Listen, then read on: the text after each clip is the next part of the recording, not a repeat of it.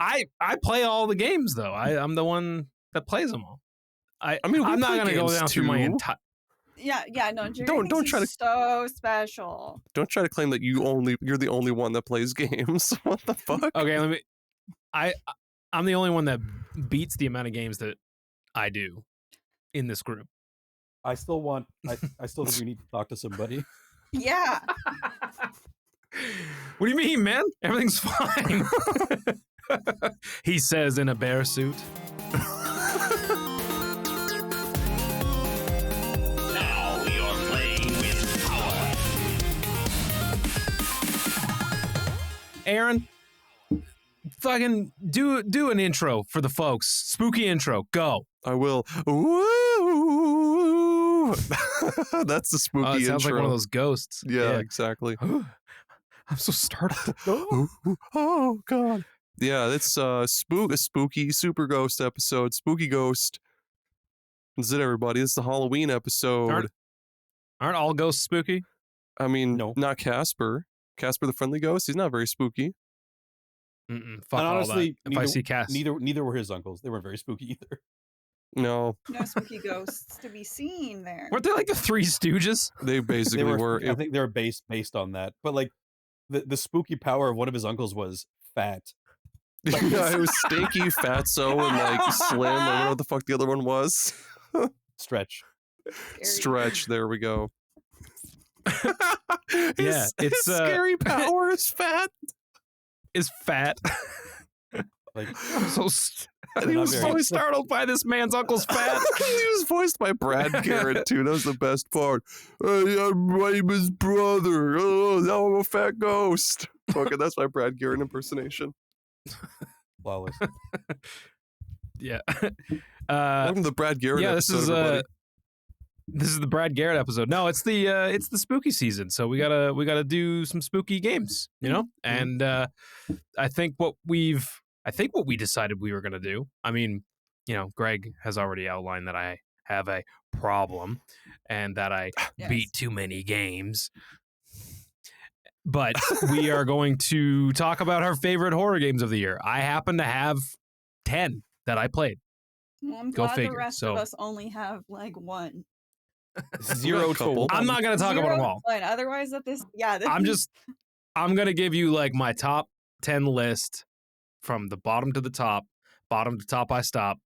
And I'm just going to talk about the top couple because they're more relevant for right now. But We could also talk Yeah. about like some of the spookiest moments from different games or different horror games we played.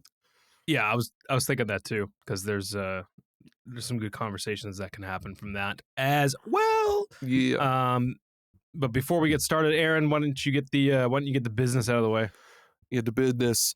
So everybody, if you're listening, go to superghost.site, go find all of our other episodes there. You can learn a little bit about us too. Go to the people page or about whatever. Go there. Patreon, $4 a month. Socials are there. There's a cool marquee at the bottom of the website with some goofy quotes I put in there. So that's always fun and cool. Superghost.site. Check it out. I guess I don't have anything for breaking news. I mean, there's a lot going on, but I don't have anything in particular. Okay, this just in.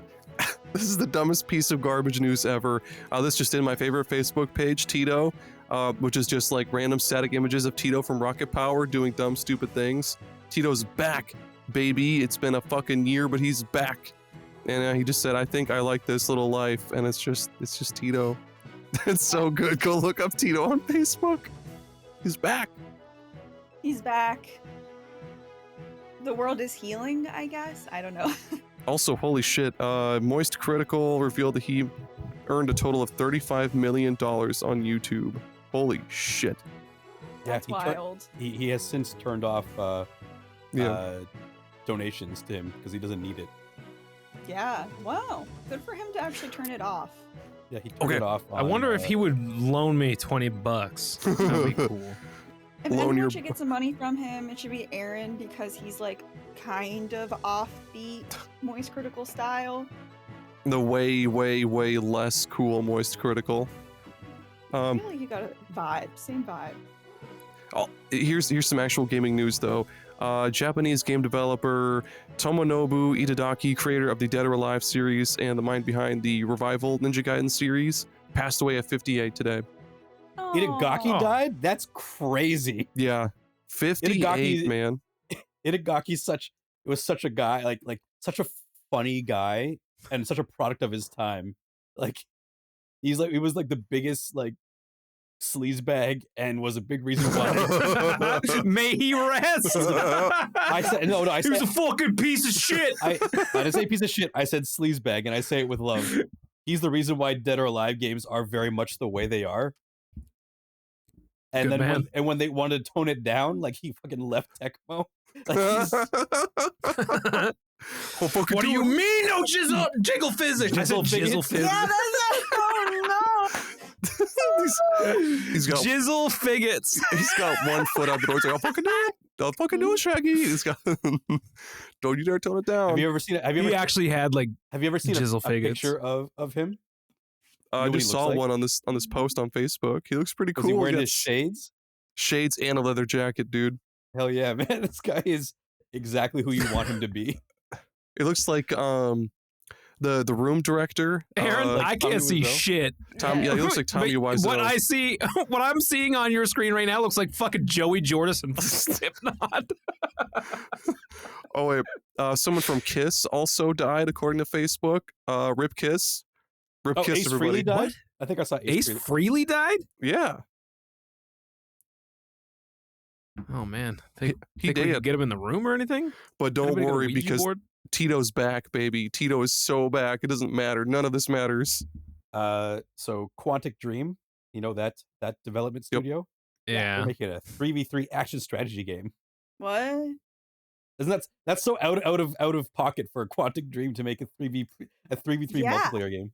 I'm like, But- I'm just show me like 5 trailers. I need concept trailers. There's like one So like, there's like David Cage is making a game like this? supposedly, but it's like is it a mobile game? like- I don't know. good question. Oh wait, is that the Star Wars shit that they said that we were working on? No, it's definitely not Star Wars. There's like a concept art image and it looks very fantasy. Mm, Mm, interesting. Yeah. So like super narrative heavy single player games now 3v3 multiplayer could be interesting. Okay. Yeah, that like Gonna take a hard pass on that. I bet it's gonna take a real hard twist where they're all like serial killers or something. I mean, I'm at least curious. Like I'll, hear them out. I don't know. Like it's always interesting when a studio that is so known for one type of thing makes such a big pivot like that. Like I at least want to see a little bit more of it. So, because sometimes it's like they have like a really good, passionate idea for them to convince other people and at the top, or even I guess maybe like David Cage, to just go in a direction that they maybe are not used to. So I'm at least curious. That sounds, Mm. something Greg. worth making a note of. Is it a strategy game or is it a MOBA? It says action. I'll read the text again. It said action strategy called Spellcaster Chronicles. Spellcaster's I don't- Did Chronicles. AI make that fucking name up? Jesus. Hmm. Spellcaster Chronicles. I couldn't be less interested. I mean, when I said it was multiplayer, you weren't interested. I know. Yeah, I'm just kind of, I don't know. There's something. I'd think- be curious to see what it is. Yeah. Like I would like to see it, whether or not Speaking I of have interest multiplayer. in playing it. Aaron, did you pick up fucking Space Marine 2 yet? Did No, you I'm, do that after? no, I'm picking it up tomorrow. Actually, I'm picking it up tomorrow. Yes. Holy shit. Are you Yes. actually? Yeah, but I don't know when the fuck I'm gonna be able to play it because I've got Rivals happening and I've got Pokemon happening and I've got Mega Bonk happening. So I've got to find time to. So fit here's in. what you do. You drop Megabonk and Rivals. I can't. Boom. Mega Bonk Well, is what- too Yes, you good. can. No, Well, it's like at least you're I picking also it up, downloaded Megabonk. At least you're You picking it wouldn't. up when it's like the the best price I've seen it at. Yeah, it is. Yeah. A damn good deal. Asking me It's to gonna drop be, Mega yeah, it's gonna be Bonk cool. is like asking your chain smoking great aunt to just not smoke. Like she's gonna go I insane. did and that like, actually. oh, I fuck. did that once. Was it successful? Yeah. She died. So I guess you So- weren't That- successful. That doesn't bode well for me. I mean, I wasn't, but the smokes were. They succeeded at what they were trying to do. Mission. We're imagining like the Metal Slug mission The complete. smokes are just screen. like, yeah. Mission complete. Oh. Got item, Teresa death. Her name was Teresa. It's just a cigarette. If only there was Zins for a good old Aunt Teresa these days, or back then. I mean, Zins. you get on those fucking those pouches, Oh, okay. like the nicotine pouches. Mhm, mhm. Oh, apparently, I'm just going through news. Apparently, in We ZA, got another death. in Oh. ZA, they changed the way shiny Pokemon work, and they don't despawn Yeah. unless it's defeated in battle or it runs away. Yeah, I know that they've made it so that because there's a day-night cycle that kind of switches pretty frequently. And so they won't if you see a shiny and then, it hits like a big transition, like an actual cutscene transition into nighttime. It'll still be there, which is really nice because I know in what was it called? Arceus? That if there was Pokemon that were only there during the day or night, and when the sun when it changed daytime or whatever, people who would see shinies literally disappear in front of their eyes, and it was very upsetting. I never saw a shiny and have that happen, but I was watching a stream and it happened to somebody, and so I'm glad that that's been fixed or that they've changed it. Now I have a lot of questions about Pokemon ZA. I have a ton actually, because I do want to pick this game up.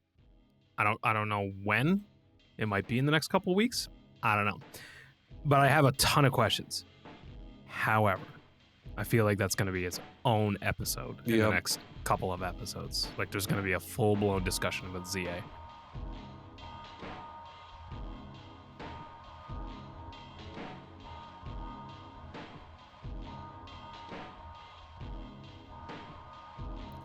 So I mean, I've played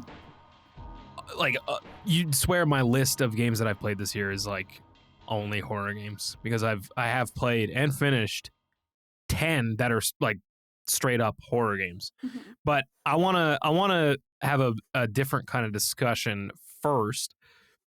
I want to know what your guys' favorite horror games of this year are. Now I know that you guys have not played. Beth, have you played anything horror adjacent or anything? She's got it. You have at least one No. from this year. You want me to name it? No. She doesn't. I was just trying to think if we played any Resident Evil or anything this year, but I don't think we have. Oh. No, I don't play horror games. I strong arm other people into playing them so I can watch. Yeah. So there's been no large things that have come out other than Silent Hill F that I watched Gerry play. But other than that, there hasn't really been something this year that has been big enough to make me push someone to into playing it. Or last year, I feel like though, there was a couple of months where me and Gerry would randomly play a lot of little indie horror games where he would play, I'd watch or whatever. We didn't do that at We all. played a this lot of year. UFO 50. Well, That was this yeah, year or and last year? Night Manor last year. Night Last year Manor, we did played. Oh, I forgot about Josh, Night Manor. Yeah. We did. There was a third one that I just had at the top of my head and forgot. Did we? Yeah. Anyways, but there was there was a couple that we did, and then before, but so yeah, I have not really experienced any. I probably will talk a bit more about Silent Hill F when maybe Gerry discusses it.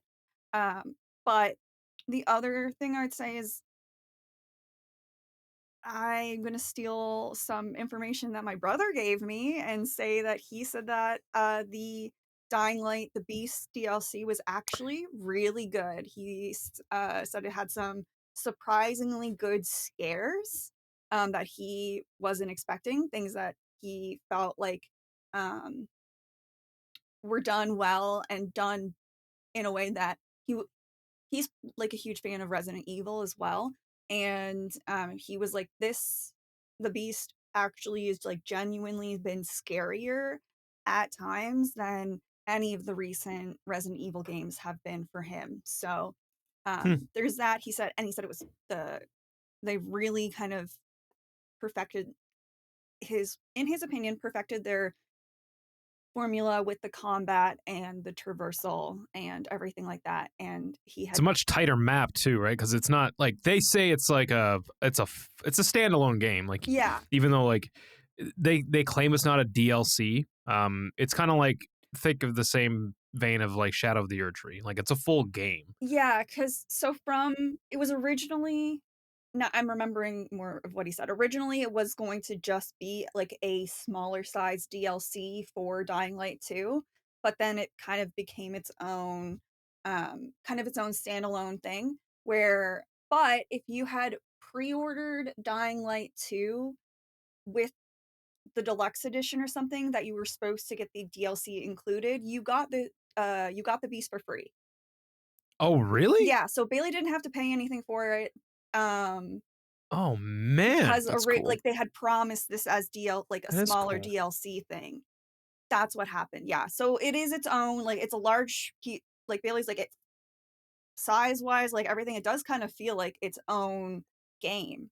But yeah, if you had pre-ordered some version that included any of the DLC, you got this for free. So that game is on my list. I really like, if you go back and listen to old Super Ghost Radio from no, that wasn't last year. That was a couple years ago, I guess, that 2 came out. I fucking loved that game. I thought that game was incredible. So this is definitely on my list of things. I'm noticing that my ears. I love it. Do it again. Yes. I need to like bop to some good music or something. Yeah, Dying Light, that Beast game is, no, Greg's bopping now. Yeah, that's cool. That's cool. Yeah. Aaron, what about you? What have you played this year that's horror? I mean, I know there's one that you, me, and Beth could go on about for a little bit, but I want to get Cooking Companions out of the way, because that game, like, oh yeah, I didn't know what to expect. I was like, from what that the game. fuck is that? Yeah, so for anybody that hasn't heard of this game, hasn't heard me talk about it yet, all you listeners or viewers, I guess, audience, there we go, all you audiencers out there, Cooking. I would keep this spoil free too. Yeah, I'm just gonna go over like the premise, but it's a visual novel. It's kind of in the same vein. Nah, I mean, so it's a spooky visual novel basically, but it's just 4 friends. You're in a cabin. You're having a good time on your vacation, and then bad shit happens, and then that's all you need to know, because I don't want to that spoil actually anymore. sounds so interesting to me. It's like, Beth, maybe this is the next one that we play together. Yes, please, like, I'll watch it because I want to see your guys' reactions, dude. Like, and Greg too. I want Greg there. Greg, I want you there. Sounds good. I feel like I've been desensitized to a lot of horror stuff, but there were a lot of moments in Cooking Companions where I had to like stop for a minute and kind of collect myself, and I was like, kind of like a little physically ill. I was like, oh, Jesus H. Christ, man. Yeah, it's some real visceral shit. oh wow.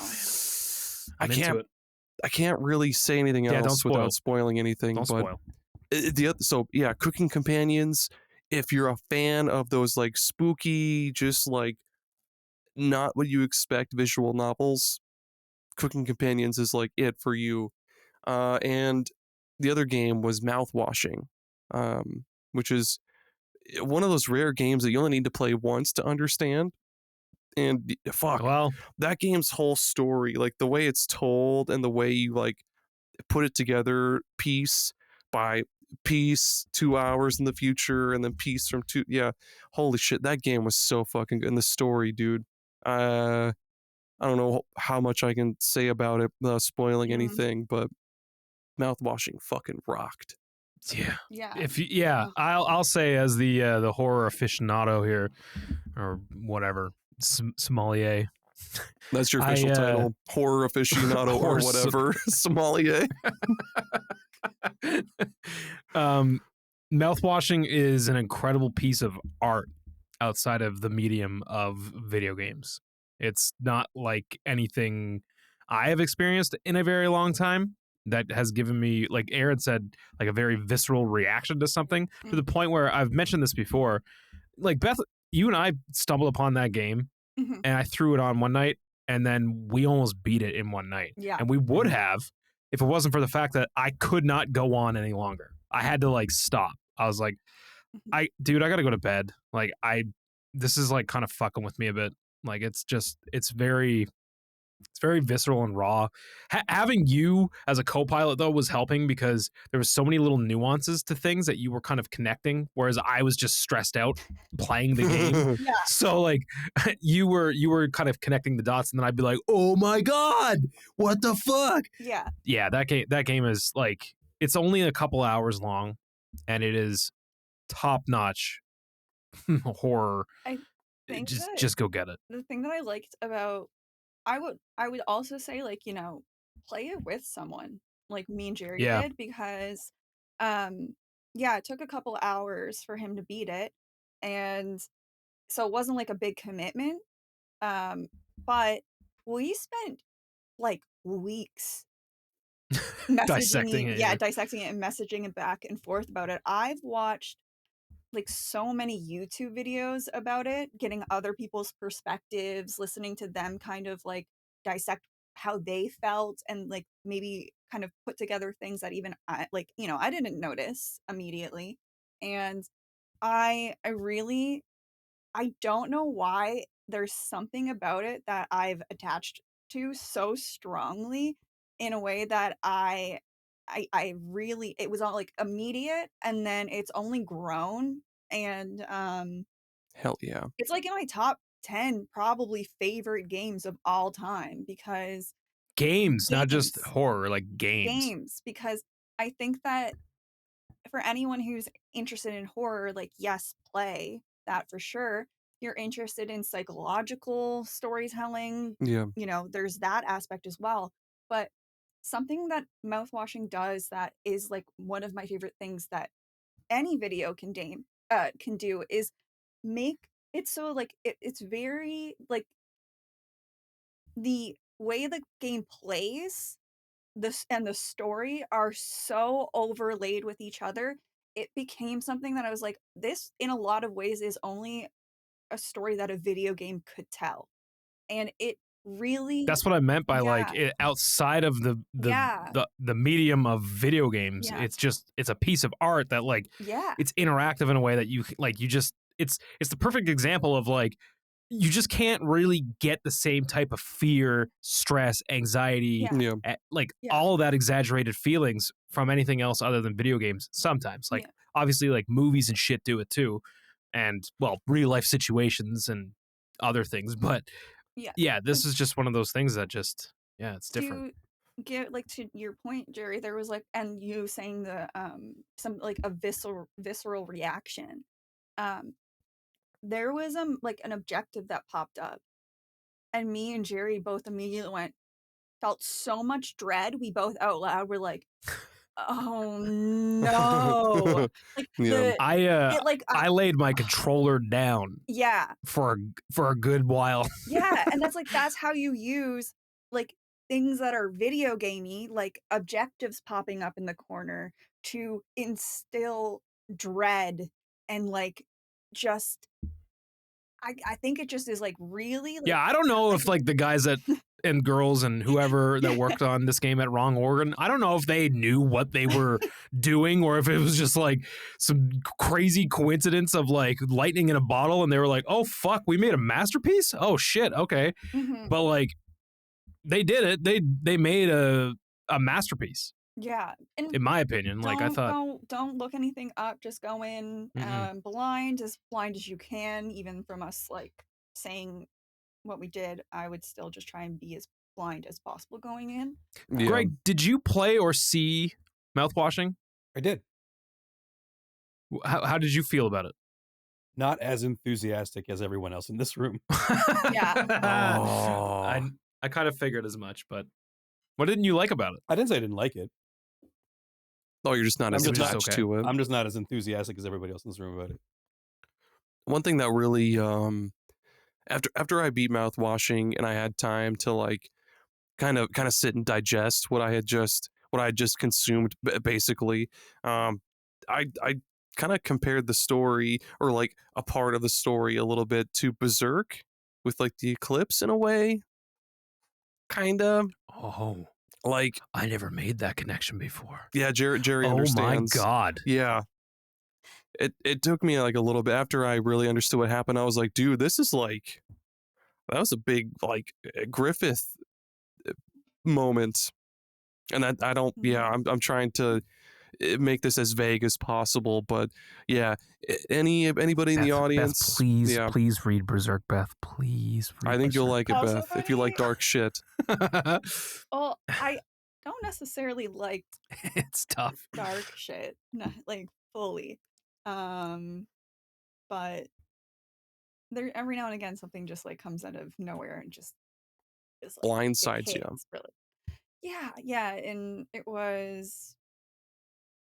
came together in a way that I feel like was just top tier, next level, you know.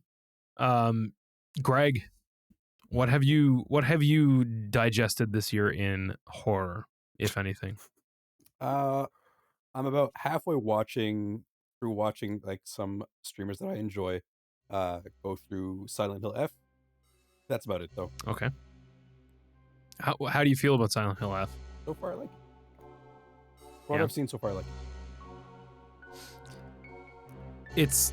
I don't have much to say yet. Because I'm going to reserve all my thoughts until after it's finished. But so far, I like it.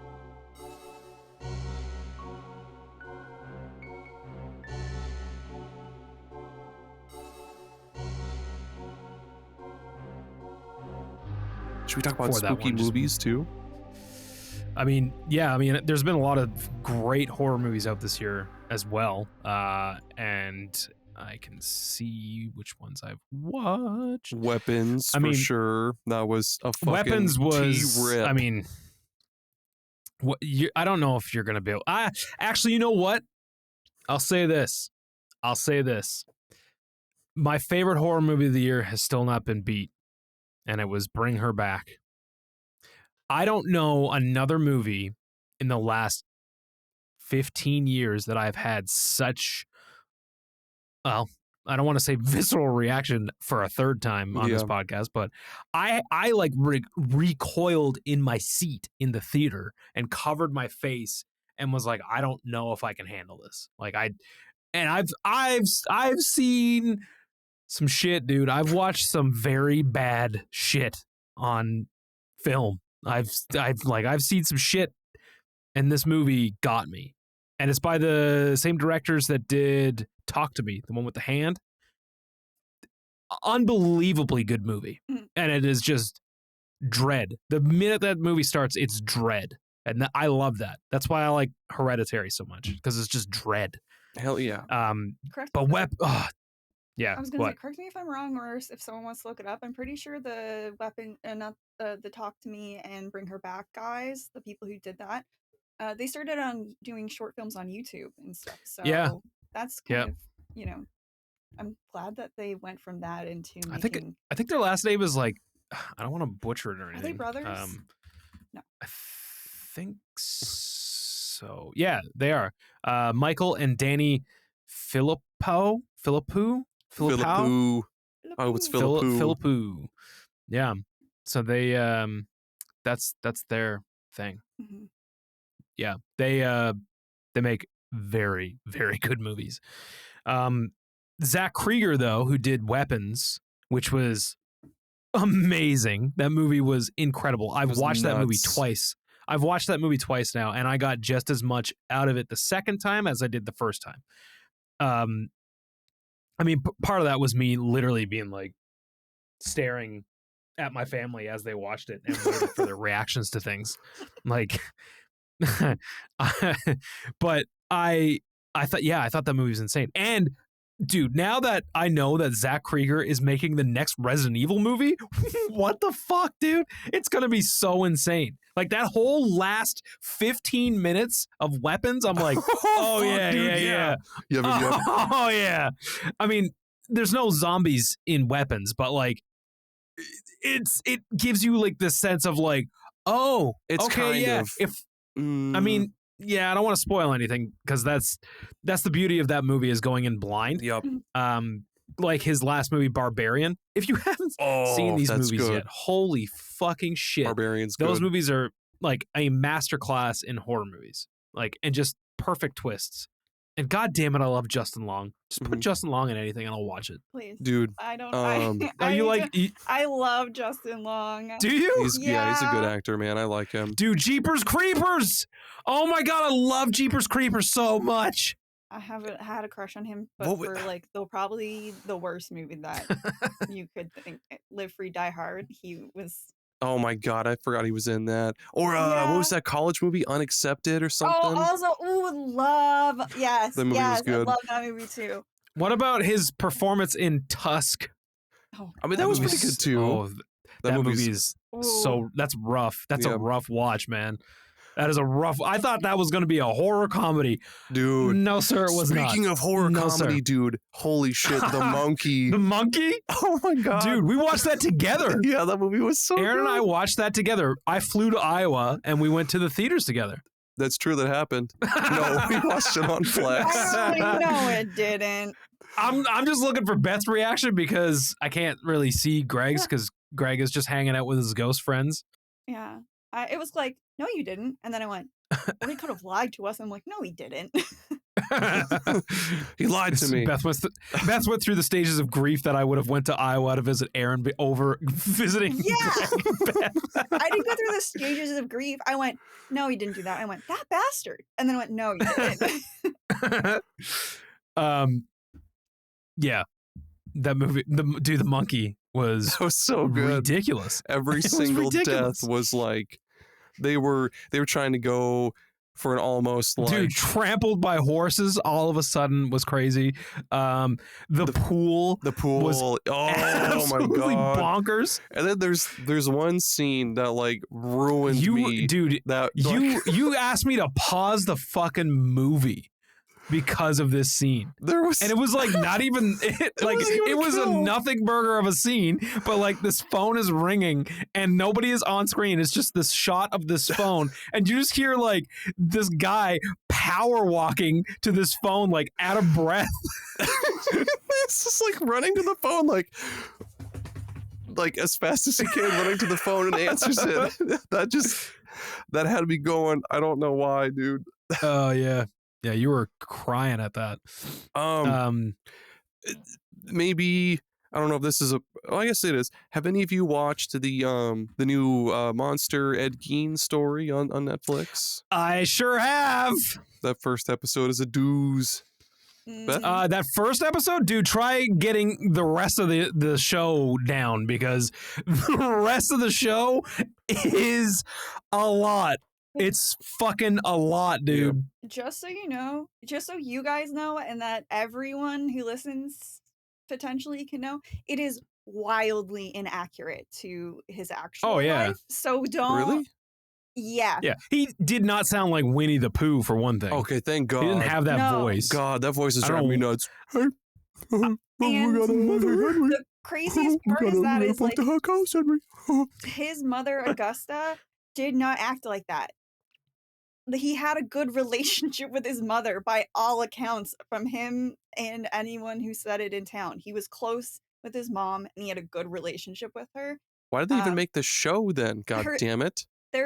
His father like used to beat him and Augusta, and he had never to show that. Yeah. So, but I'm letting you like not wildly inaccurate, and you'll eventually, if you I don't remember if it's in the first episode or not, but they introduce oh my god, her name is Adelaide. Yeah, it's in the first episode. Yeah. She was not No. in a relationship with him. They weren't in a relationship. Eventually it says they were engaged. She had like gone out with him. Like she had said like they had went on like 2 dates, and then she never talked to never went with him again. Yeah, So- Karen and I watched like a Watch Mojo like fact or fiction thing immediately after finishing the show because there was something that they tied into it toward the end that I went, huh? Yeah. No, is that even possible? Let me look this up. Yeah. I don't remember hearing anything about this from this other serial killer that they like linked him into that story. No other known serial killer And I was like- ever mentioned Ad Gein. Like it is. I was like, what the fuck is this? I will say this though. I'll say this. Yeah. Poor old fucking Eddie. He did some bad shit though. He did some bad shit. Yeah.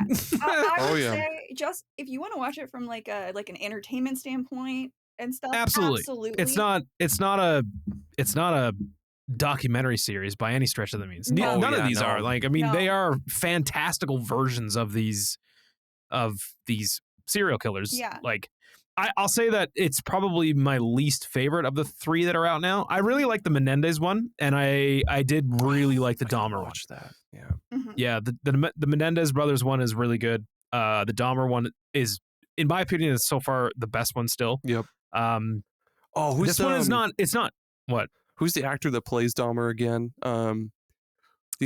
Peters. Evan Peters. Yeah. Yeah. He's Evan good. Peters. Great job. Great guy. Useless knowledge. Yep. Yeah, Evan Peters is great, and yeah, I would just caution people about this show, because like the last 2 seasons they were gory, Oh. and you know they were graphic and shit. This is like there was a lot of times that I was like just laughing because I felt so fucking awkward. So yeah, Mhm. a huge advertisement. If you aren't cool with necrophilia and seeing it happen, maybe skip. Oh shit. Yeah. Also something that didn't happen. God damn it. So just so that like, you know, when you're watching it and you're like, holy shit, do It's look a up. lot. Yeah, it is a lot. It's really fucked, but also like, I don't know, before you start, for anyone other than Ed Gein, these were real people who weren't really involved and are very grossly miscategorized, and some of them have kids who are still alive and everything like that. So at least like look into it before you kind of, you know, you were like, before you go, oh my god, that person is so fucked. It's like they Mhm. weren't involved. So It wasn't bad, but yeah, Yeah. it's fine. It's fine. And then Alien Earth. I quite enjoyed Alien Earth. Greg, I know that you have a strong opinion about Alien Earth. That show was Um, the biggest piece of shit I ever watched. And I wasted 9 hours of my life watching this garbage show. And I could tell the What fucking did you- director was editing the whole time and jerking off because he thought he was a genius. This is no matter where I go, this show is so divisive. Like I'm also in a group chat with Nave and the Elder Trolls and a few other podcaster buddies, and they're all like fighting over whether it's good or not. So I can't ever tell if I should watch it. I don't know. I'm so confused. Sadly, you have to formulate your own opinion. Yeah, because I liked it. Karen liked it. We're stoked for season 2. I mean, the If- Xenomorph is I in don't know it. if they got, The Xenomorph is barely in it. mm, but the time that no, I wouldn't say barely. It's barely in it.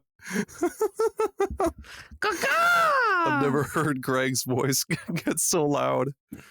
Well, you haven't heard a strong opinion by Greg. And the yet, most then. interesting character, is just put in a Was the sheep? box. The sheep. Yeah. It's just put in a box. The sheep was cool. And then the bar, with the big eye. and then it walks away, and then it's like, oh great, that was the one thing that I was like hanging on to, and I was like, okay, this And thing's it gonna be walked off cool, screen and and never it came literally back. walked off screen and never God came back. damn. It was really funny because both. So if you don't know, I the first Alien movie is my favorite movie of all time, and so Greg and Gerry Mhm. were both messaging me like every now and again about Alien Earth, and it was so wildly different opinion, and it was like amusing, and I'd say halfway through I forgot who liked it and who didn't, and I was kind of like, what is going on? But it was like just very different, and I think 1 or 2 days apart, Gerry messaged me being like, you gotta watch it, and then Greg messaged me being like, don't even fucking bother or waste your time. Oh And my God, dude. I was like, did I dream someone saying I should watch this? Because I had like, it had been a couple of days and I just had kind of like forgot a little bit that, you know, you guys were different people and giving me different opinions type of thing. So I was like, wait, didn't you just say to watch it? No? Okay. Yeah, But it was if there's an abridged version, watch that. You don't need to watch all that fucking garbage. A waste of time. You know what new show I thought it was good. or new series that you could watch that's not garbage? Dexter New Blood. Really? Yeah, it was actually good. Way better. I mean, no, Resurrection. I'm sorry. New Blood came before that. Resurrection. That's the I new just one. feel It's like good. Dexter, the original Dexter, in retrospect, only had like 2 good seasons. Yeah, but they did a lot better with Agree, these I would say these last agree. couple seasons. I would say after John Lithgow, then it really dropped off. yeah, I My agree. thoughts exactly. That season was the best season. I think that's I the agree, third season. but, like- third that's season. Yeah, that's the Yeah. 3rd season. Yeah, Trinity. Yeah, that's why I'm like, I would say the 3rd season is really good. Yeah, Yeah. the 3rd season is very good. And I think 1 and 2 are good too. And I agree, like, with all of that, because I hated the seasons that came after that, especially the Doomsday Killer one. Throw in the trash. But Mhm. New Blood, the one that comes after, or I guess the series that comes after that, where he reunites with his son and he's living in like Alaska or whatever, that's actually like really good. Probably like my favorite of the whole series. But then Resurrection is actually also pretty good. Like they stopped trying to pull stop trying to pull like Garth Brooks? no, not Garth. I was gonna say pulling garbage out of their asses, but that sounded real weird. But anyway, yeah, they stopped trying to pull garbage out of their asses, That's and they actually made pulling garbage out of their asses and throwing it on the fucking script. Yeah. Dexter Resurrection and Yellow Jackets season 3. Fuck, that was so good, so good. I would say, please, folks, please, just, you know what? Watch Alien Earth, watch the first few episodes and formulate your own opinion, because Greg's stance is one of extreme. Sorry, Aaron, they're doing their own thing over there. Yeah, I no, love to hear more about what you got to say. about Alien Earth. I don't know about anything. They're You should watch Alien they're Earth. having like a sidebar fight, so Yeah, No, we ain't. No, we ain't. I think we had an episode all about that too, where it was about that and We the did. Quiznos hit crack hamsters. Mm-hmm.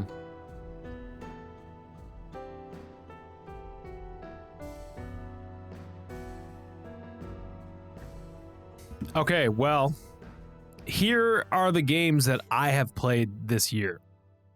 buckle in. We're going for a Buckle up. long ride. Top 10 horror games, right? Top 10 horror games. Starting at the bottom. Labyrinth of the Demon King. Oh, Pretty good. yeah. It's not bad. It's kind of like King's Crown. Is it King's Crown? Those FromSoft games? Yeah, you're right. Kingsfield. Kingsfield. Yeah, Yep. it's like Kingsfield. It's like a first person. It's very like slow and chunky. It's got like PS1 graphics. Nice. And it's like a horror game in like very like old Japan. Okay. It was That's okay, awesome. if not very repetitive. Then we got The Midnight Walk at number 9. Ooh, Which was- the it was Tim pretty Burton one, fun. right?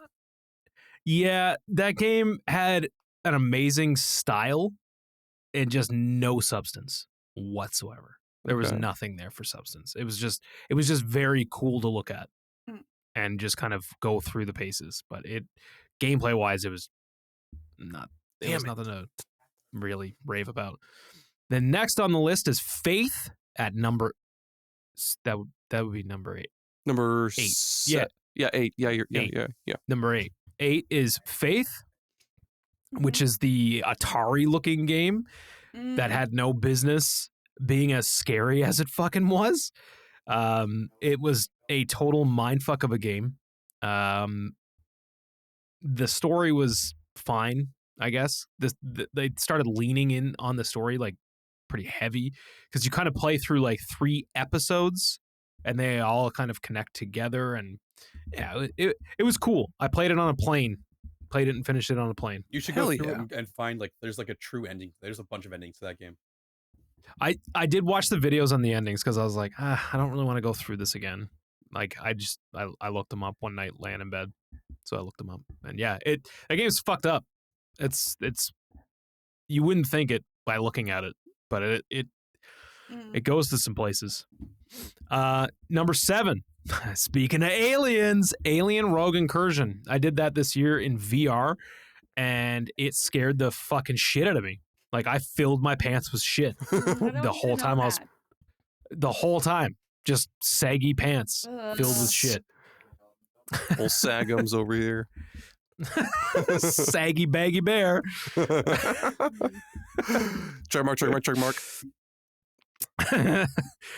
Yeah, it's it doesn't really reinvent the wheel as far as like alien games go. It's somewhere in between Isolation and also more actiony somehow. Like you do have these situations where it's like you flip a button and the sirens are going off and it's like, oh fuck, here we go, and you gotta like start taking out a bunch of enemies and like hold them off, opening up a thing or closing a thing. It's got some pretty action intense moments, but overall it scared the fucking shit out of me. Yeah, it was good. I liked it. Next up we got Luto. Luto is basically PT. Like it is what if PT actually ended up becoming a full-fledged game based on just that game of PT. It's what this would be. But it does some really insane stuff. The reason why it's so high up on this list because it is essentially a walking simulator horror game, which just to preface this, I fucking hate those games. I do not like those games. This game, though, starts to really fuck with your head with, like, perspective and breaking, like, 3rd and 4th walls. And maybe even 5th. Like, if that's even possible. Like, they do things that are, like, very meta within video game development. It breaks the 5th wall? It's traveling through time? Yeah, that's what I was like. I was like, what? I don't know how walls work.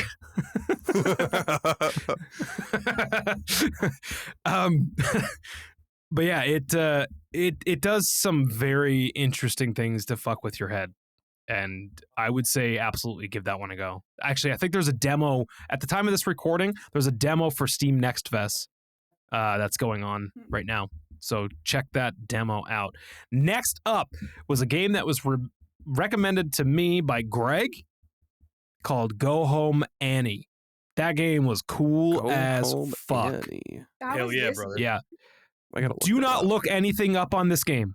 I don't know Aaron, if never stop. mind. Fuck. I don't know if it came out this year, but we played it this year. That's when we Yeah. played it. Yeah. I just had a moment of because I started watching you play a little bit of it at the beginning, and I checked out.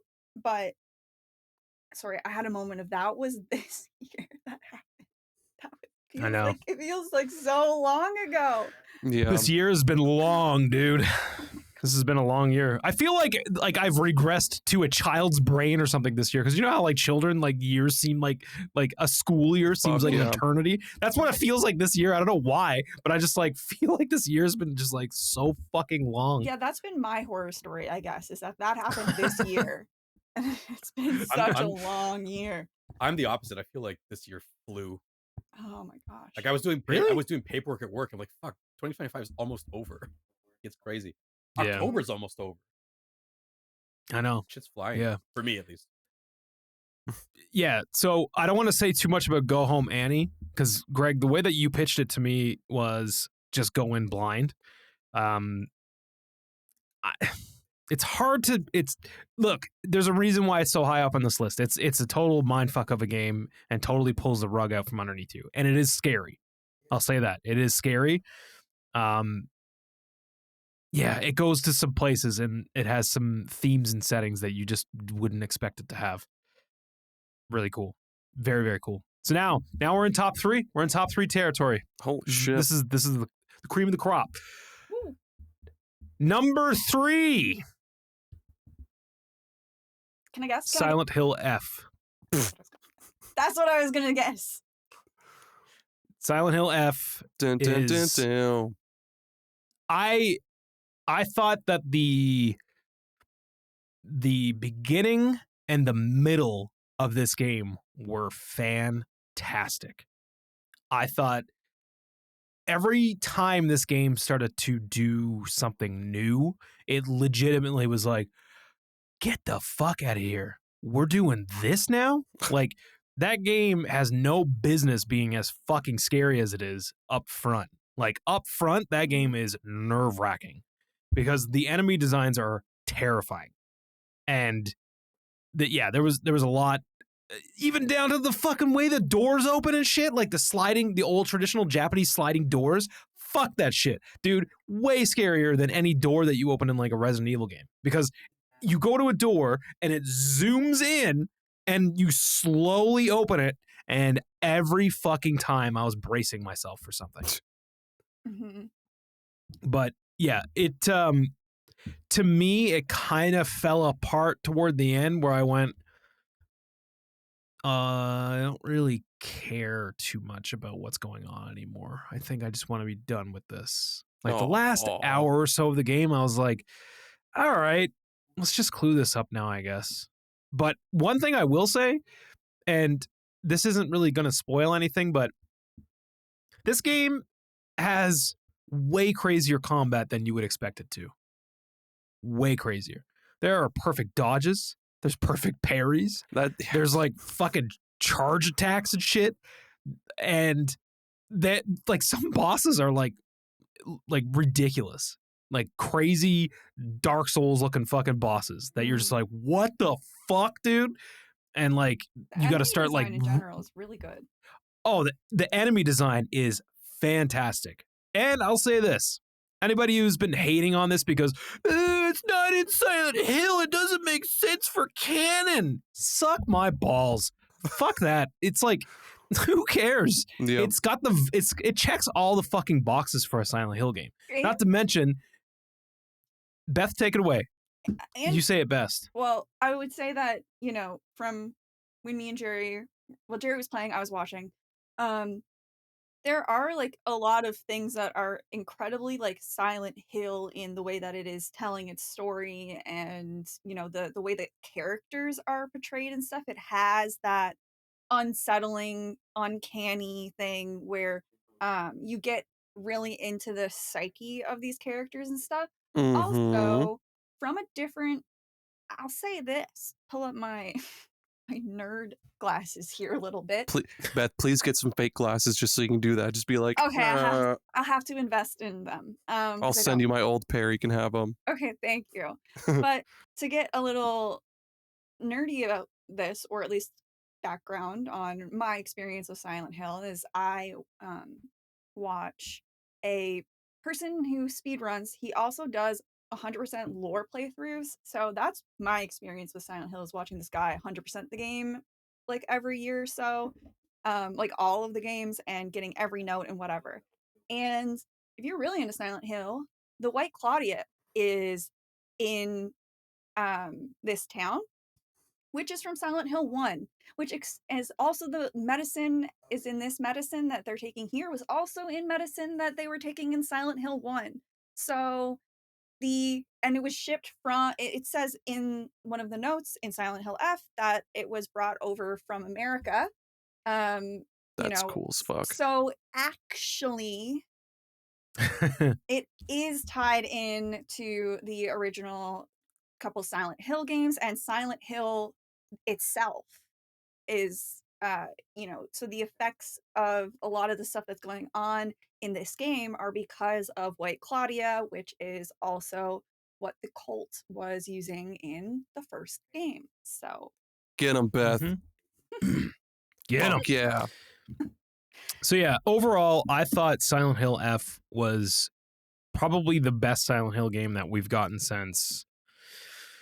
Like, two remake was good, and I really loved that game, but it wasn't an original game. This is the first original Silent Hill we've had in a fucking long ass time, and it had every right to not do that good or be that good of a game, but they did a very good job with it, and it gives me hope that we can only improve now on the Silent Hill formula and do things in a different direction. It doesn't need I'm with you, Beth, on the whole I wish people would just stop acting like a bunch of fucking Pokemon fans and just not be why can't you be fucking happy for a fucking game? A game came out that didn't suck and people still find fucking ways to bitch about it. And I think sorry. Using Silent Hill, the name, like using Silent Hill franchise name or whatever as a area to explore sort of like kind of generational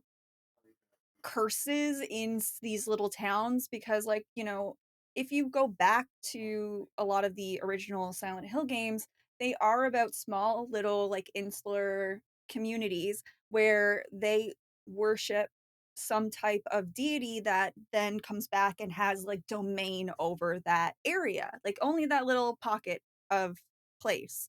And so and that's a juicy area to explore generational trauma and what it's actually living in get up in that juicy generational trauma. But there's a lot from a psychological horror aspect, there's a lot you can do with that. And so I think you don't need to have it be in Silent Hill, as long as the core identity of these small towns with their problems that and their traditions and their things that kind of keep people kind of down or ground into I think in some ways a lot of, I don't know if all of you have, but I mean I know that me and Gerry in some degree grew up in pretty small communities, and the way that it feels like you are stuck there, and the way that it tries to keep you stuck there, and those are feelings that come across, I feel in Silent Hill games. They tend to be more horror-led and fantastical, but that's what it is. And so you don't need to have it be in Silent Hill for it to be effective in doing all of the beats and notes that Silent Hill did. And then just throw in White Claudia or something like that if you really need to have a tie-in. But it's not it's there, so, but it's not necessary. I really don't think. Greg, what were you gonna say? Oh, it wasn't about Silent Hill. I was gonna say that fans of anything are never happy about it. Yeah. I was That's true. The demo for there's a new Star Trek Voyager game that's coming out that's basically like FTL but Star Trek licensed. And really? It looks really neat. Oh, cool. And so that the demo for that came out with Next Fest, and the amount of people complaining that this fairly small budget game doesn't have full voice acting from the original Voyager cast. It's like, my friends, this is how much do you want this game to cost? Yeah, it's dude. I was talking to a friend. It's like, that's instead of being happy that there's a video game based on a property that ended 25 years ago, we're gonna be mad that at this point very old voice actors didn't record hundreds of pages of dialogue. You fools! You fools! Yeah, I think fans of things can be the most miserable aspect of that kind of fandom and stuff at times, from Star Trek to Silent Hill, and obviously Pokemon is really bad too. But it just I don't know why I'm just thinking tiring. Now. Why hate stuff? It's kind of, you know what? Hot take. It's kind of boring to be a hater. It's more fun to like stuff. Yep. I'm just, you know what I'm liking? I'm thinking now about rounding up and wrangling all these fucking elderly people from the original cast of Star Trek and sticking them in a booth and then be like, okay, now give us a hurt sound. And be like, I'm like, and another one. Like, and they're That's just doing their them best, pulling but they're their just old backs. people. Yeah. They can Oh. Now, interestingly enough, I'm listening to right now. I'm listening to Star Trek Con, which is an audio drama podcast. Greg's listening to another podcast while he's Well, right now. Right now, currently. I'm actually What? listening. But no, I'm listening to the Star Trek Con. It's an audio drama podcast, and it features George Takei, who is obviously from the original series, Yeah. and Nice. Tim Russ, who was in Voyager, and they both sound while older, so they still got it. They can still pull it off. Yeah, George think Takei George rules. Is yeah, he's a He was icon. he was one of the first celebrities to make the move from X to Blue Sky. So he's already got the Aaron stamp of approval from me, man. George Hell Takei. yeah. Takai or Takei? I don't know. I think it's Takei, right? That's I what think I've it's heard. Takei, but I mean, I've heard Takai as well. So I've always called him Takai, but Yeah. I'm a Takai guy. so To kind of number, yeah, I was gonna say to roll it back to Silent Hill for just 1 second. Yeah, yeah, go ahead. I agree with Beth. Yeah, like, well, my point, I guess, is different from that. But yeah, Silent Hill, I've always felt like, even since, like, from the third game on, Silent Hill itself, I felt like is not so much a town as much as it is just like a vehicle for the story. Because like 3 doesn't even take place in the Silent Hill from the first game, or even like the second game. I don't even remember if the Silent Hill in the first game and second game were the same Silent Hill, but the yeah. third one goes back to the one from the first one because that's how they're going back. I gotta replay that game. I only remember the theme park. Yep, same here. But That's all I remember from that game. And looking into a mirror long enough, and some scary shit happened. That was spooky cool. shit. Yeah. Go ahead, Gerry. Yeah. When actually about Silent Hill F, say all your of piece. what I've said, stands. I don't like the ending of Silent Hill F. I thought at least the ending that everybody has to get for the first ending. I didn't really like that. I found it kind of came out of nowhere a little bit. There are bits and pieces that I think maybe you could kind of like come to the conclusion a little bit in advance, but whatever. I don't think it was that well executed though, and I also hate that trope, so I didn't enjoy it. I think yeah, that's my last thing. I don't know. I didn't watch the other endings. I don't know much more right now beyond the ending that Gerry got.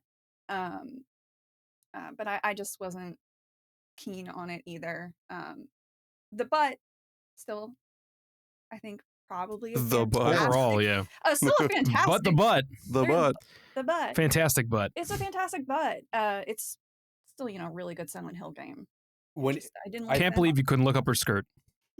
I think see if her you I think like me like watching the playthrough while knowing like what the ending is it's a game that benefits from replays, which I think is true of most Silent Hill games, because knowing what the ending is when you play it, then like there's things that you start to notice that are very interesting. I don't. Ooh, I don't I fully like that. disagree. I just think I've said it enough. I really don't like the trope that it does. And while I think horror in particular is one of the like places that I do give like more of a pass because of, by its nature, it's exploring psychological stuff and whatever. I'm trying so hard not to spoil it. I know, yeah. I even going back and like kind of going through, there's stuff that then kind of would break my enjoyment of it there. Can I say one like something I loved about it was the characterization of Rinko. I thought she was fascinating. I really liked what was going on with her and Shu and Hinako. I liked a lot of the drama that was there. And Yeah, that love triangle like early on was like juicy, and you were like, Yeah. "Ooh, like what is going on here?" and I like how it was good. I like Rinko as a character because she's such a fucking psycho. And so doing some of what it does, to me, takes away from the direct characterization that we are seeing in a way that I find slightly less interesting. So that's, I'm being so vague that I feel like I'm not making any sense, but I'll sit. I'm done. It was good. It was Yay, Beth. it was scary. The story will was okay. But yeah, that brings me to number 2 this year. Caveat, this year, because I played this game this year. I think it actually came out last year. That's fine. Let me just I'll allow double it. cheese that. It was a last year game, but Okay. I don't care. I Bam, played it bam. this year. Crow Country was fan-fucking-tastic. Yes. Holy fucking shit, that game was good. And okay, here's the thing. One thing that I've been really enjoying lately, number 1, when an indie game comes out fucking swinging. When they come out swinging and they're like, hey, I got a really cool idea, and they execute it, and you can tell there's passion behind it. Not just like, oh, I'm gonna jump on board this fucking train of Souls-like games or Metroidvanias, and I'm gonna do the Earthbound thing that everybody, inspired pixel whatever. and I'm gonna make it pixel graphics. Woohoo, pixel graphics. I don't know who actually talks like that. If you have friends, look, Jerry the Bear, folks, if you have friends like that yeah, Gerry the Bear talks like that, and you should punch him right in the fucking mouth. Yeah.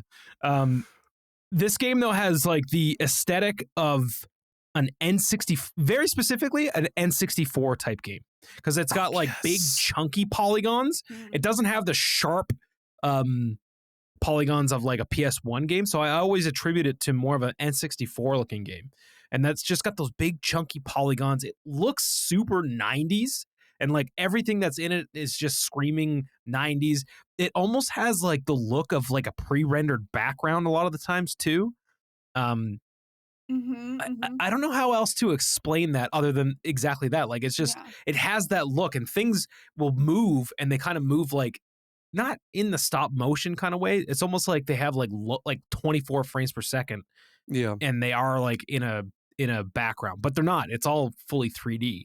But it's incredibly scary for what it is. Like it adds tension, and it is totally the Resident Evil, like classic Resident Evil style of like, you have your map, you're getting items, you're traveling around these maps, you're checking like your boxes of like, oh, I've been to that room, it's clear now because it's like green, and like finding keys or like passageways, and it like loops back, and there's manual saves. You can't just, quit your game. Like you have to, once you beat a boss and you're like, fuck, I hope there's a save room like after this door.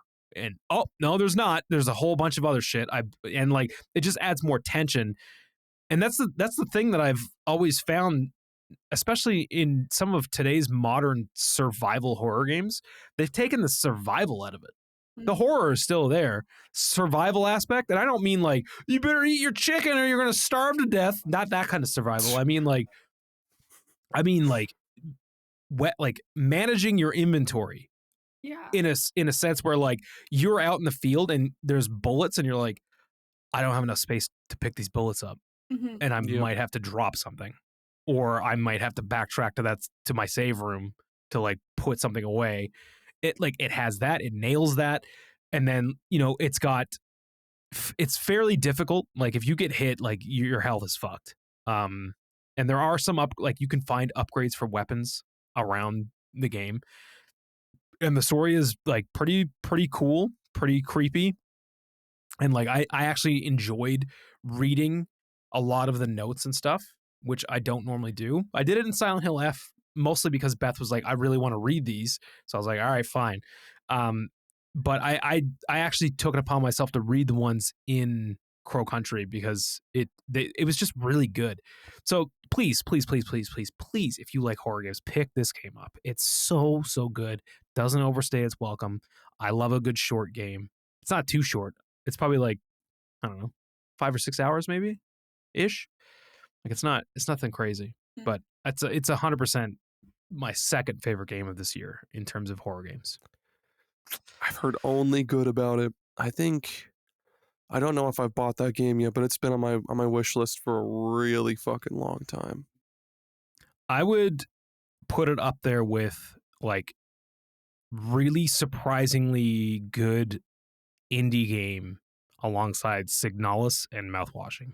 Oh yeah, Signalis. I forgot about that. That was a good one. Signalis was insane. Yep. Those 3 games, yeah, they are just like the cream of the crop, in my opinion, in like a horror game that just comes out fucking swinging. Come out swinging more often. Hell yeah. Yeah. So that leads us to number 1. Now, the funny thing about number 1 is that I threw number 1 on and I got discouraged for a number of reasons. I got discouraged because A, I'm playing on PC and this is an Unreal Engine game. And Unreal Engine is a pile of garbage. And it doesn't run good on fucking anything to do with a PC. And you spend more time tweaking a game to run good than you do playing the fucking game.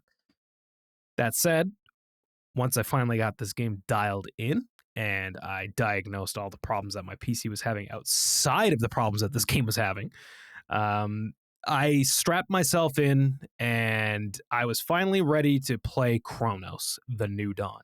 Holy shit.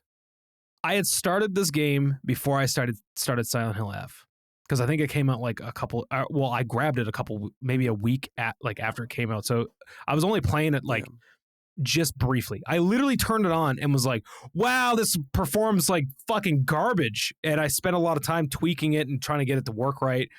And then by that time, Silent Hill F came out, and I had made a blood pact with Beth that I would play that game immediately and not without her. So I was like, "All right, let's get Silent Hill going." So we played Silent Hill. That was probably like what, 3 or 4 sessions? Yeah, it didn't take Ish. too long. Yeah. Yeah, it didn't take too long.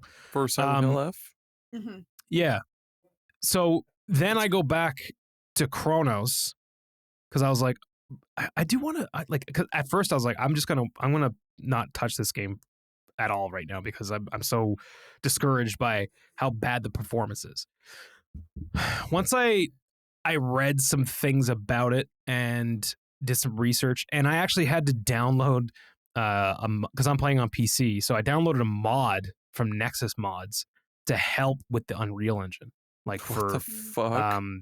because it has really bad traversal stutter. Now, I'm saying all of this to get this out of the way because it's quite honestly only one of 2 gripes I have with this game. That's the first one, is the performance. But that's almost like every game that's in Unreal 5 that comes out on PC just is a pile of dog shit when it comes to performance. The other gripe that I had with this game was that, and again, this is, I almost feel bad for this to be a gripe, but it is what it is. I thought that the NPCs and the characters, besides like the character that you play as, like anybody with a face, looked weird. Like they looked like they were like there was a little bit of motion capture there, but it was pretty fucking budge, man. Like it was like their eyes were like dead, you know, like there's no glisten to their eyes. Like they looked very like 2005 Very eyeball flat. physics. Right? Yeah. And like just movements were kind of stiff sometimes. Sometimes they weren't. That's what I mean. Like sometimes the motion capture that they had, I guess, worked fine, but like Greg's sometimes face. it just didn't. Greg, why are you mad? Are you mad about this? You mad about Unreal 5? He's muted. I'm fuming mad. So Why? pissed. No, because I mean, long story short, VTube Studio is connected to the hotkeys are always on. So if I type something, sometimes I will hit a hotkey. Oh, okay. So, the NPCs and stuff are kind of janky when it comes to like their movement, and like the voice acting it's okay. It's not the greatest. But then you got to realize too, this is Bloober, who literally last year put out Silent Hill 2 remake, and now this year they have this. Mhm. Kind of crazy, like back-to-back games that they've been working on. This definitely feels like it's more of a passion project for them versus like Silent Hill 2 was like, hey, this is an honor to do this project. We'll do our best to. I mean, it too was a passion project, but if you look at Bloober's track record, like I loved Layers of Fear. I thought Layers of Fear 2 was okay, and then I thought Observer was pretty cool. That one that they literally rendered the game twice in, that like nobody's computers could run at the time. The Medium. Yeah, the Medium. That was what was cool about that was like it was a glimpse of them doing a Silent Hill, because it's almost like they wanted to do a Silent Hill. They even got the guy that did the Silent Hill soundtrack to do the soundtrack for that, and they were giving it that vibe. So that was like a step up in a direction that was like, okay, this is different for them. Like this is not their normal type of game that they're doing, and then it just kind of started evolving from there. I'm pretty sure they did the Blair Witch one after that, and that was bad. Did they do Blair Witch? I thought so. They did do Blair And Witch. it was not I didn't hate that game. I didn't hate that game. The game was good, but I didn't hate it. Okay. I liked it like you like a fucking cheesy B horror movie. Like it was serviceable enough that I was like, I don't hate this. But then yeah, Silent Hill 2 comes out and it's like, oh shit. When these guys have a little bit of money, they can make some crazy shit. And like when they have like a pretty solid direction that they're working in. Cronos is fucking wild. I'm saying it right now. This is one of my favorite horror games I've played in the last decade. Because not only does it nail the thing that I said earlier with Crow Country of putting the survival back in survival horror, you are constantly feeling like I do not have enough ammunition to get through this next thing, or like if there's like a segment where you're like, man, there's a room full of fucking enemies and I'm gonna have to like push this thing out of the way slowly but deal with them at the same time. Yeah. Do I even have enough fucking bullets to take any of these down? No, probably not. But like I'm gonna have to figure something out. And like it puts that difficulty back in of like you might not necessarily get through an encounter your first try, because you might have to take a step back and go, how am I going to get through this? And then again, same thing, inventory management. It's got all that. The setting is really cool. I don't really want to say too much about what's going on in the game because it does get a little spoilery. Essentially what you're doing is like I'm going to say this in a nutshell. You basically work for the government, sort of, and you're tasked to go in and find these like anomalies where like you can travel back in time, and you're taking the souls from people and uploading them because they have information that you need. The cool thing that you do in this game is that when you find some of these people, your targets, as they call them, when you find them and you take their soul, you're allowed to have 3 at a time. Okay. And when you have their soul equipped, they have a passive buff. Like it'll be like there's more ammo pickups with this soul equipped. What's really fucked up is that these souls are literally in your head because you upload them to you. So these people are in your fucking head talking the whole time. And like if you stand still and idle, they'll talk. To each They'll other? just start like Or just in one instance, I don't know how many this happens in, but there's one instance where I had 2 characters that knew each other and they started talking to each other. funny. And I was like, I left it on out in the other room and I came in here to do something and I was like, what the fuck is that? Like I got so scared, like it's because I heard like people talking and I was like, what the fuck? And I went out and it was just like them talking to each other. And then like super creepy too. One of them was a kid that I picked up, and if you stand still, they would just be like, and they just start like humming and shit. Like really interesting little touches on this whole thing. And then then there's the fact that you can only hold 3. So if you find new ones, you have to delete the other ones. And when you delete them, the people sound so distressed. They're like, no, please, please, please, please let me live. Please let me live. And they're like, I'm not ready. I'm not ready. And then you delete them and you're just like, whatever, dude, I need fucking fire to do more damage. So get fucked. So wait, can you upload people before deleting other ones? No. Oh. That's Yeah. so sad. It's very sad, dude. And then, so everybody that I've seen talk about this game initially was like, it's Dead Space. It's just like Dead Space. It's not really like Dead Space. It's got like mechanics similar to Dead Space. There's a stomp. There's the Isaac stomp that you do. The whole like, and then there's like, yeah, and then there's like, you know, like a punch.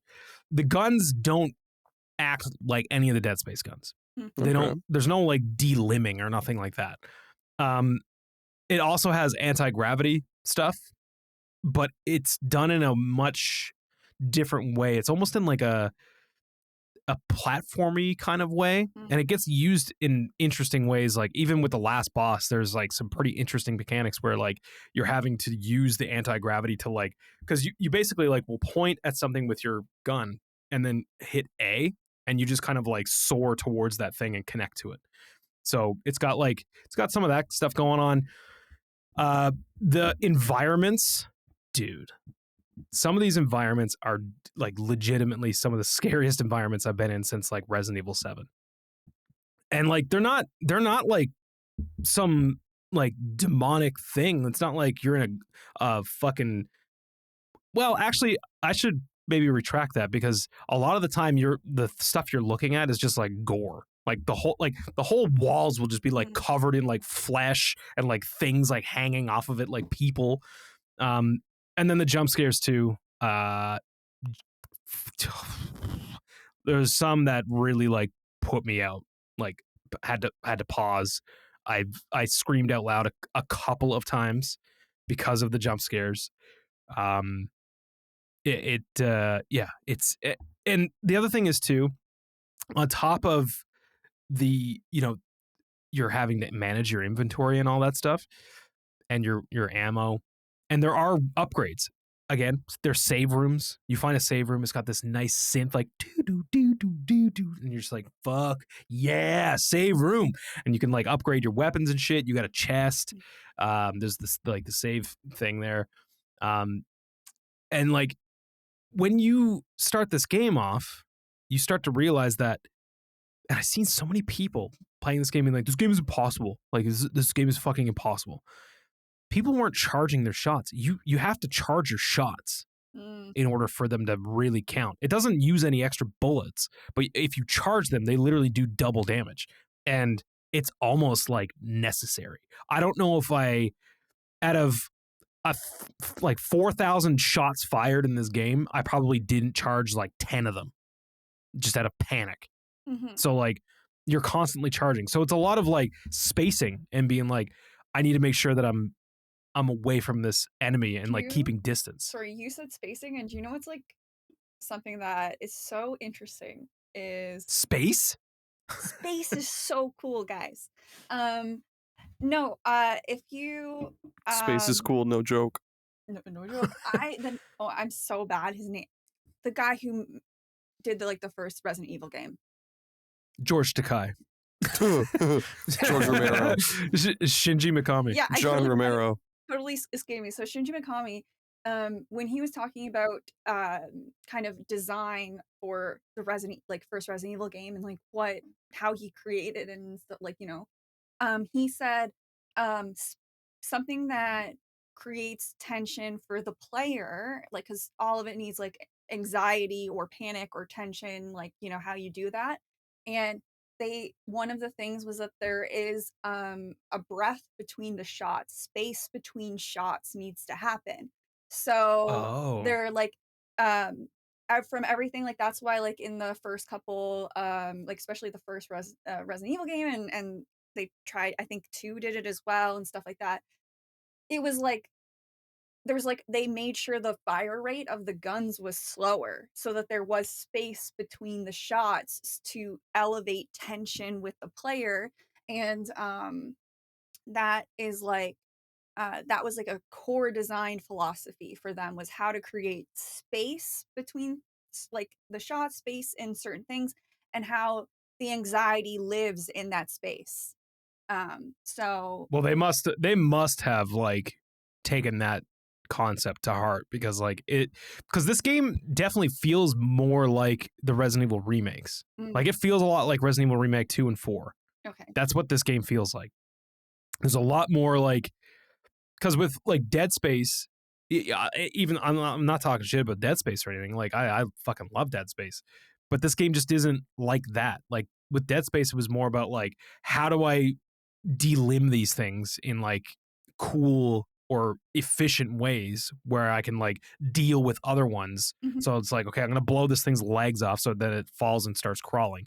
This didn't really have that. Like you could shoot them in the legs and they would fall down, but they'd get back up. Yeah. Like it wouldn't take up their legs.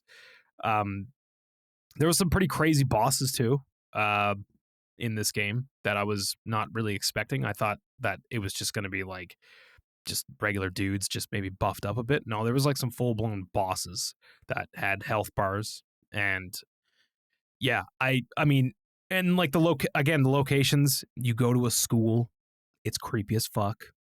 You go to a fucking hospital, it's creepy as fuck. Like there's some classic like places that you go to that you're like, fuck yeah, man. Like bring me to these like classic Resident Evil and like Silent Hill type locations. But like it's all post-apocalyptic and like it seems very barren, very isolated. I don't know, dude.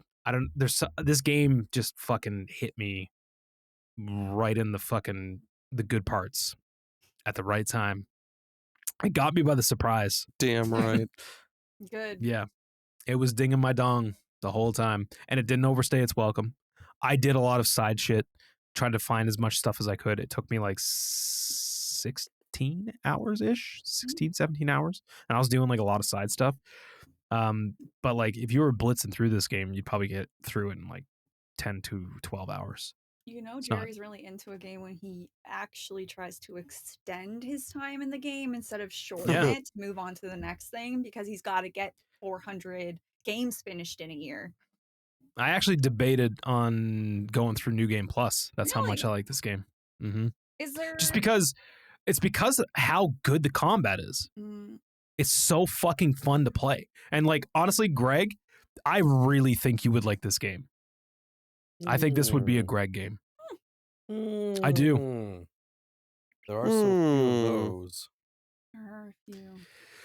I'm fairly confident in saying that you would like this game quite a bit, just because of how well the combat is, and it's got that Resident Evil type feel to it, but it moves at a little bit more of a brisk pace than a Resident Evil. First time you didn't stake your life on it, though. So you owe me that life several times over, my boy. Yes. I bet my life on it. Oh boy, here we go again. God damn it, Gerry. Yeah. How many lives do bears have? Does it work the same as Just the cats? one. 2.5. I'm a bad old bear. Oh. It's Butters from South Park. I'm not making this sexual. You made it sexual. So yeah, anyways, Cronos is far and away my favorite game in the horror genre this year, and probably will be for some time to come. Wonderful. Highly recommended. I gave it a 9 out of 10. Man, when's that Fatal Frame 2 remake come out? Is that next year? Fatal Frame 2, I mean, my 100% bad. sure. That looks so that's another- good. Yeah, Fatal Frame 2 is a really scary game. I'm surprised they're Yeah, doing early. It says 2. early next year. Surprised they're not I starting have with 1.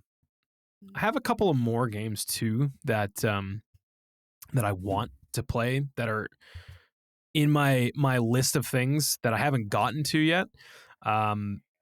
Just as like a fun little aside, I have a game that Greg actually gifted to me called Heartworm.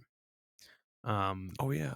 That is pretty fucking cool. It's actually kind of like Fatal Frame, but like as a PS1 game. Like you have to take pictures of shit, and it like hurts them when you take pictures. And then the other thing, obviously, is Dying Like the Beast is also on my list of things I want to play.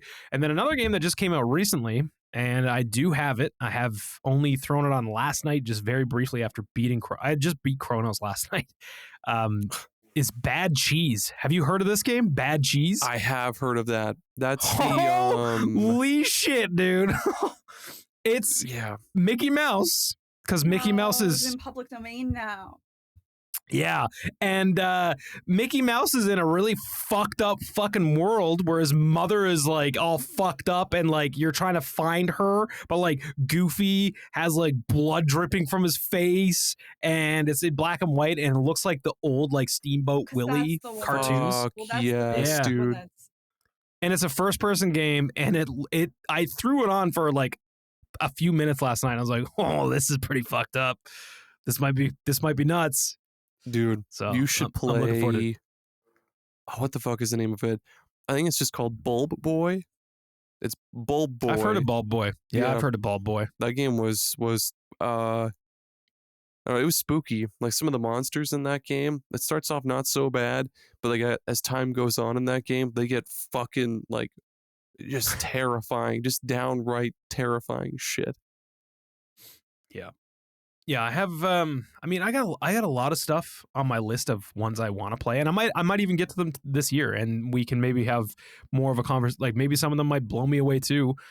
Maybe not as much as Cronos did, but like they might. One of them is Look Outside, which is a horror RPG that is in the same style as Earthbound. It's funny because earlier, Aaron, you said like games that copy like the Earthbound style and stuff. Well, it's that, but like it's a horror game, and apparently it is fucking scary and really messed up, and it's supposed to be pretty good. I also want to play Grun, and I've had this game for a while, Grun, but I've been saving it, and I don't know if I've even brought it up, but in my brain I'm like, oh, I haven't played this because I keep waiting for Greg, Beth, and Aaron to watch me play this, because apparently it's like you go around like trimming hedges and like keeping this like person's yard up, but then you start seeing like gnomes, but then it gets like really creepy. Interesting. Ooh. Yeah. So that's also on the list. What else we got here on my list? What about Amori? Is Amori on your list? It's not. I had Amori like spoiled 6 ways. Oh, okay, never mind. So like I've never really made it a priority. Like everybody that I've heard play that game said it's crushing. Like yeah, it's great. It's a lot. Yeah, so I'll probably skip that one. And then I feel like there was like one more. Maybe not. Kudelka. I can't remember. Shadow Hearts. What a call. Kudelka, yeah. Dino Crisis 3. No, definitely not that. Naughty Bear. No, that was Bloober did that. Really? Yeah. That game sucked. Or wait, was it Naughty Bear that they did? I know they did like Basement Crawl or something, and I think didn't that get turned into Naughty Bear? I think so. Basement. I gotta stop saying Naughty Bear. Yeah. Random recommended games. Keeping on spooky theme, I would say play Paranormasight.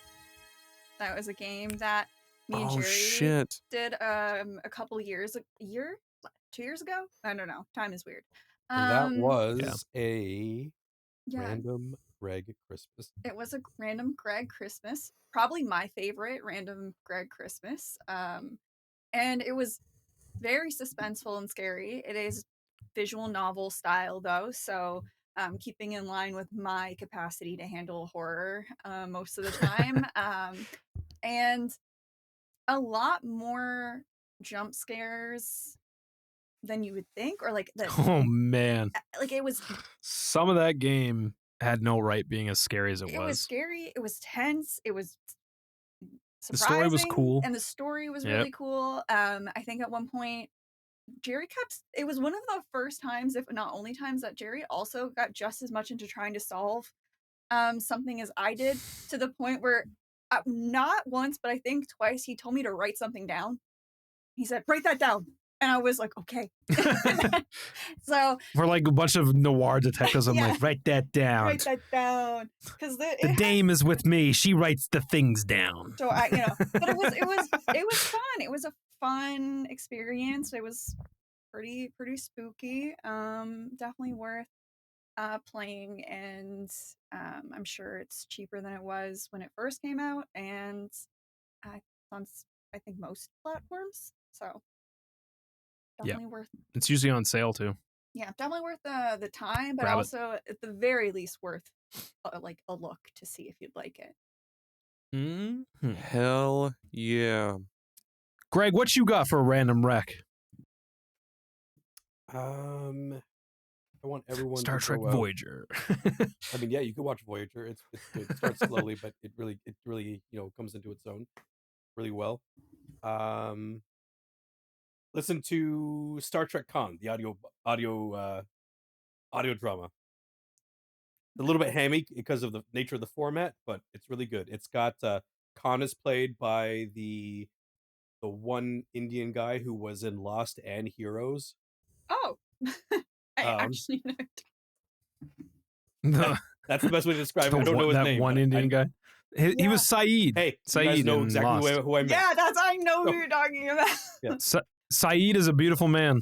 Yep, so a he's very there. beautiful man. So he plays the voice of Khan. He does a really good job of it. He does a good Ricardo Montalban. And then you've got, like I was saying, Tim Russ, and you've got, George Takei. You got all these people. If you're a Star Trek fan, it's a good listen so far. Last episode that just came out on Monday wasn't my favorite, but everything leading up to that, I enjoyed just fine. Hell yeah.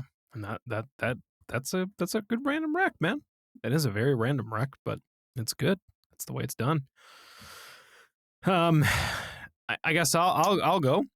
So a friend of mine and I we recently played Risk of Rain 2 finally. I've had it in my library for fucking eons. Mm-hmm. And I finally was like, dude, just buy this fucking game. It's like $3 on Steam right now. So he finally bought it, and we fucking blitzed it. What can I say? Like, I'm fairly good at roguelike games, and we just annihilated this game in like 2 sittings. So, and I get it. It's one of those things where, like, roguelikes, you could play them over and over and get like all kinds of different unlocks and shit like that. Cool. But I was like, yeah, it was fine. It was cool.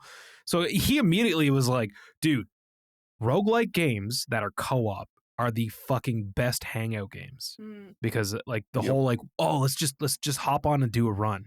Let's do a run like Spelunky. Hop on, let's just see how far we can get. Maybe today's the day that we fucking beat it. Who knows? Yeah. So we started going down a rabbit hole of trying to find a good co-op game, and motherfucker, we found a game. He found it, actually. So I randomly am going to recommend that you all try Ember Knights, because Ember Knights is basically co-op Hades. Interesting. That's cool. Very interesting. It's, I mean, down to a T. It's like you go in, clear room, pick up money. You get branching paths that are like, this is what you get on this power up, and this is what you get on this You power mean up. structurally? Pick.